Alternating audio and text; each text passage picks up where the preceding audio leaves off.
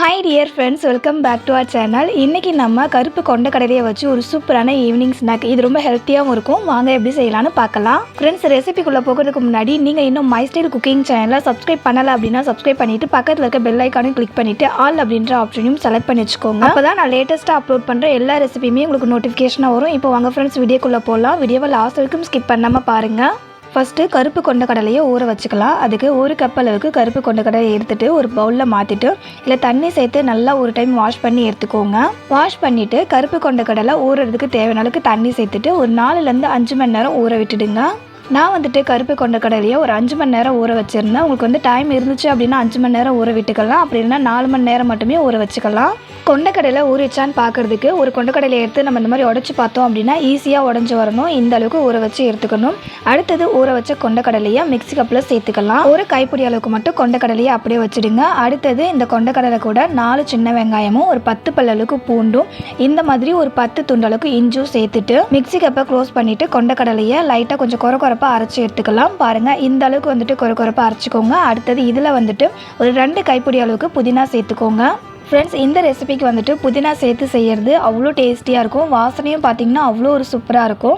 இப்போது இந்த கொண்டக்கடலையை அரைக்கிறதுக்கு ஒரு 20 ml அளவுக்கு மட்டும் தண்ணி சேர்த்துட்டு மிக்ஸி கப்பை க்ளோஸ் பண்ணிவிட்டு இப்போது இந்த கொண்டக்கடலையை நல்லா ஃபைனாக அரைச்சி எடுத்துக்கோங்க. ஃப்ரெண்ட்ஸ், இதில் உங்களுக்கு புதினா சேர்க்க விருப்பம் இல்லை அப்படின்னா நீங்கள் கொத்தமல்லி கூட சேர்த்துக்கலாம். ஆனால் புதினா சேர்த்து செய்யும்போது டேஸ்ட்டும் அதோடைய வாசனையும் அவ்வளோ ஒரு சூப்பராக இருக்கும். கொண்டக்கடலையை பாருங்கள், இந்த அளவுக்கு நல்லா ஃபைனாக அரைச்சதுக்கப்புறமா இந்த கொண்டக்கடலையை ஒரு பவுலில் மாற்றிக்கலாம். அடுத்தது அரைக்காத வச்சுருக்க கொண்டக்கடலை இருக்குல்ல, அதை மிக்ஸி கப்பில் மாற்றிக்கிட்டு இது கூட 2 காஞ்ச மிளகாய் சேர்த்துக்கலாம். இந்த ரெசிபிக்கு காரத்துக்காக காஞ்ச மிளகாய் மட்டும்தான் சேர்த்துருக்கோம். அதனால உங்கள் காரத்துக்கு தகுந்த போல் காஞ்ச மிளகாவை சேர்த்துக்கலாம். நான் எடுத்துக்கிட்ட காஞ்ச மிளகாய் நல்ல காரமாக இருக்குன்றதால 2 காஞ்ச மிளகாய் மட்டும் சேர்த்துருக்கேன். இப்போ மிக்ஸி கப்பை க்ளோஸ் பண்ணிவிட்டு இந்த கொண்டக்கடலையை 1-2 அரைச்சி எடுத்துகிட்டு இதையும் அந்த பவுலில் மாற்றிக்கலாம். கொண்டக்கடலையை அரைச்சி ஒரு பவுலில் மாற்றினதுக்கு அப்புறமா கட் பண்ண கருவேப்பிலை கொஞ்சமாக சேர்த்துட்டு கூடவே கட் பண்ண வெங்காயம் சேர்த்துக்கலாம். 1/4 டேபிள் ஸ்பூனுக்கு பெருங்காயத்தூள் சேர்த்துட்டு 1 டேபிள் ஸ்பூனுக்கு பெருஞ்சீரகமும் 3/4 டேபிள் ஸ்பூனுக்கு உப்பு சேர்த்துட்டு இதை நல்லா பிசைஞ்சு விட்டுக்கோங்க. உப்பு உங்கள் டேஸ்ட்டுக்கு தகுந்த போல் நீங்கள் சேர்த்துக்கலாம்.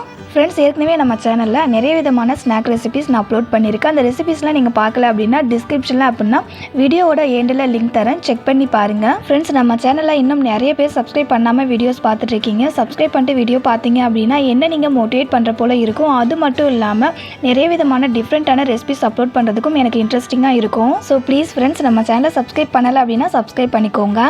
மாவை நல்லா பிசைஞ்சு விட்டதுக்கு அப்புறமா இதில் 1/4 கப் அளவுக்கு அரிசி மாவு சேர்த்துட்டு நல்லா பிசைஞ்சு விட்டுக்கோங்க. அரிசி மாவு சேர்த்து செஞ்சோம் அப்படின்னா தான் நல்லா மொறுமொறுப்பாக இருக்கும். மாவை பிசைஞ்சு விட்டதுக்கு அப்புறமா கொஞ்சமாக மாவு எடுத்து உள்ளங்கையில் வச்சு இந்த மாதிரி 2 கையிலையுமே லைட்டாக ப்ரெஸ் பண்ணிக்கோங்க. ப்ரெஸ் பண்ணதுக்கப்புறம் பாருங்கள், எங்கேயுமே உடையாமல் அழகாக அந்த ரவுண்ட் ஷேப்பில் வந்திருக்குல்ல. இப்போ மாவு கரெக்டான கன்சிஸ்டன்சியில் இருக்குது. இந்த மாவை எண்ணெயில் போட்டு சுட்டு எடுத்துக்கலாம். வடையை சுட்டு எடுக்கிறதுக்கு எண்ணெயை சூடு பண்ணிக்கோங்க. எண்ணெய் சூடாயிடுச்சான்னு பார்க்குறதுக்கு நம்ம கொஞ்சமாக மாவு போட்டு பார்த்தோம் அப்படின்னா உடனே மேலே எழும்பி வருது பாருங்கள். இந்த அளவுக்கு எண்ணெய் சூடாக இருக்கணும். இந்த அளவுக்கு எண்ணெயை சூடு பண்ணிவிட்டு ஸ்டவ்வை மீடியம் ஃப்ளேமில் வச்சுட்டு நம்ம பிசைஞ்சு வச்சுருக்க மாவை கொஞ்சமாக எடுத்து வடை ஷேப்பில் தட்டி எண்ணெயில் போட்டு சுட்டு எடுத்துக்கலாம். மீடியம் ஃப்ளேமில் வச்சு வடையை வேக வச்சிங்க அப்படின்னா தான் உள்ளே வெந்து வரும். இல்லைனா வெளியே மட்டும் கலர் சேஞ்ச் ஆகி உள்ளே வேகாமலே இருக்கும். அதனால் மீடியம் ஃப்ளேம்லேயே வச்சு வடையை சுட்டு எடுத்துக்கோங்க. மாவு எண்ணெயில் போட்டதுமே பாருங்கள் எந்த அளவுக்கு அதை சுற்றி பபுள்ஸ் இருக்குது அப்படின்னு. இந்த பபுள்ஸ் எல்லாமே குறைஞ்சி வரும். அது வரைக்கும் வடையை வேக வச்சுக்கலாம். வடை கலர் சேஞ்ச் ஆகி ஒரு பக்கம் வெந்து வந்ததும் இன்னொரு பக்கம் திருப்பி விட்டு வேக வச்சுக்கோங்க. அப்போ தான் 2 சைடுமே நல்லா வெந்து வரும். 2 சைடுமே கலருமே நல்லா ஈவனாக இருக்கும். இப்போ பாருங்கள் ஃப்ரெண்ட்ஸ், வடையோட கலர் நல்ல ஒரு கோல்டன் ப்ரௌன் கலருக்கு சேஞ்ச் ஆகி வந்திருக்கு. அந்த வடையை சுற்றி அந்த பபுள்ஸுமே நல்லா குறைஞ்சிருக்குல்ல.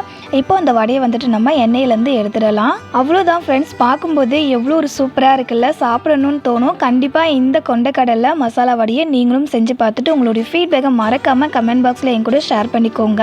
இது போலவே மீதம் இருக்கிற எல்லா மாவுலையுமே வடை சுட்டு எடுத்துக்கோங்க. இதுக்கப்புறம் மசாலா வடை செய்யணும் அப்படின்னா கடலைப்பருப்பில் செய்யாமல் இந்த மாதிரி ஹெல்த்தியாக கருப்பு கொண்டக்கடலையை வச்சு செஞ்சு பாருங்கள். டேஸ்ட்டு சூப்பராக இருக்கும். இந்த மசாலா வடையை நீங்கள் கருப்பு கொண்டக்கடலை தான் செஞ்சீங்க அப்படின்றத யாருமே கண்டுபிடிக்க மாட்டாங்க. அந்த அளவுக்கு கடலைப்பருப்பில் செய்கிற வடை போலவே இருக்கும். ஆனால் கடலைப்பருப்பில் செய்கிற வடையை விடவே இந்த வடையோட டேஸ்ட் ரொம்ப டேஸ்டியாக இருக்கும். அதே போல் ஹெல்த்தியாகவும் இருக்கும். எல்லா மாவுலுமே வடை சுட்டு எடுத்ததுக்கு அப்புறமா காமிக்கிறேன் பாருங்கள். நல்லா கிறிஸ்பியாக வெளியில் வந்துட்டு நல்லா மொறுமொறுப்பாக உள்ளே சாஃப்டாக இருக்கும். உள்ளேயுமே வந்துட்டு நல்லா பர்ஃபெக்டாக வெந்து வந்திருக்கும். நான் சொன்னது போலவே இந்த கொண்டக்கடலை வடையை செஞ்சு பாருங்கள். இந்த கொண்டக்கடலை மசாலா வடை ரெசிபி உங்களுக்கு பிடிச்சிருந்து அப்படின்னா இந்த வீடியோக்கு ஒரு லைக் பண்ணிவிட்டு உங்கள் ஃப்ரெண்ட்ஸ் அண்ட் ரிலேட்டிவ்ஸ்க்கும் ஷேர் பண்ணிக்கோங்க. அவங்களுக்கும் ரொம்பவே யூஸ்ஃபுல்லாக இருக்கும். இதே போல் ஒரு டேஸ்டியான அண்ட் இன்ட்ரெஸ்டிங்கான அடுத்த ஒரு ரெசிபியோட நெக்ஸ்ட் ஒரு வீடியோவில் மீட் பண்ணலாம் ஃப்ரெண்ட்ஸ். தேங்க்ஸ் ஃபார் வாட்சிங்.